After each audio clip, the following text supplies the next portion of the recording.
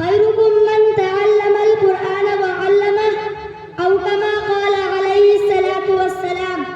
محترم اساتذہ کرام، گرامی قدر سامعین اور دور دراز سے آئے میرے معزز مہمانوں، پردہ نشین میری ماں اور بہنیں، السلام علیکم ورحمۃ اللہ وبرکاتہ۔ آج میں آپ حضرات کے سامنے عظمت قرآن پاک کے موضوع پر لب کشائی کرنے کی جسارت کرنا چاہتا ہوں۔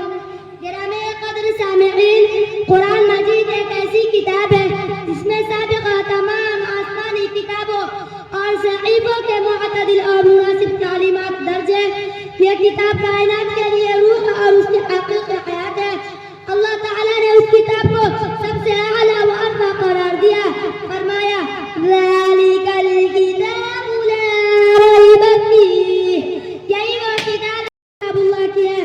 لہذا صرف قرآن کو حاصل ہے، وہ کتاب اللہ بھی ہے اور کلام اللہ بھی ہے۔ گرامی قدر، توریت آئی کتاب کی شکل میں، انجیل نازل ہوئی کتاب کی شکل میں، زبور نازل ہوئی کتاب کی شکل میں، اللہ تعالیٰ کی 4 کتابیں ہر صحیفے کتاب کی شکل میں آئی۔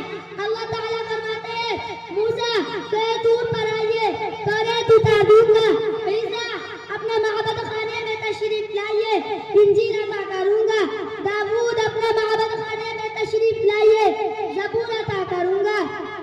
توریت کتاب کی شکل میں، انجیل کتاب کی شکل میں، زبور کتاب کی شکل میں نازل ہو کر بکھر گئی، ٹکڑے ٹکڑے ہو گئی، لیکن قرآن کتاب کی شکل میں نہیں آیا، بکھر کر آیا، ٹکڑوں میں آیا۔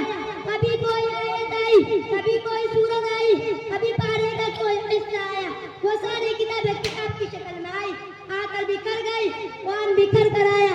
ایسا جڑا اب قیامت تو آ سکتی ہے، اسے کوئی توڑ نہیں سکتا۔ سامعین کرام، ہر چیز کا ایک تعارف ہوتا ہے۔ میں یہاں موجود ہوں، میرا ایک تعارف، آپ حضرات یہاں موجود ہیں، آپ کا ایک تعارف ہے۔ اسی طرح قرآن مجید کا تعارف ہے۔ قرآن مجید میں اللہ تعالیٰ جی فرماتے ہیں ہدی للناس وبینات من الہدی والفرقان۔ اللہ تعالیٰ فرماتے ہیں میں نے قرآن مجید کو انسانوں کے ہدایت کے لیے نازل فرمایا، قرآن مجید ہدایت کی نشانیاں لے کر آیا۔ اللہ تعالیٰ فرماتے ہیں میں نے قرآن مجید کو فرقان بنا کر بھیجا۔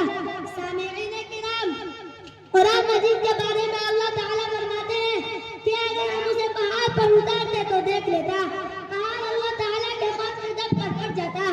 قرآن مجید وہ راستہ بتاتا ہے جو سب سے سیدھا اور ایمان والوں کو خوشخبری سناتا ہے۔ قرآن مجید ایسا بہترین امنشی ہے جس کی باتوں سے کوئی اکتانا نہیں، اور جتنا اس میں پڑھا جاتا ہے اس میں خوبصورتی آتی ہے۔ سامعین کرام، قرآن مجید انسانیت کے لیے دستور حیات ہے، قرآن انسانیت کے لیے ضابطۂ حیات ہے۔ قرآن مجید ایک ایسی کتاب ہے جس کو دیکھنا بھی عبادت ہے، جس کو پڑھنا بھی عبادت ہے، جس کو پڑھانا بھی عبادت ہے، اس کو سننا بھی عبادت ہے، اور اس کو سنانا بھی عبادت ہے، اس کو سمجھنا بھی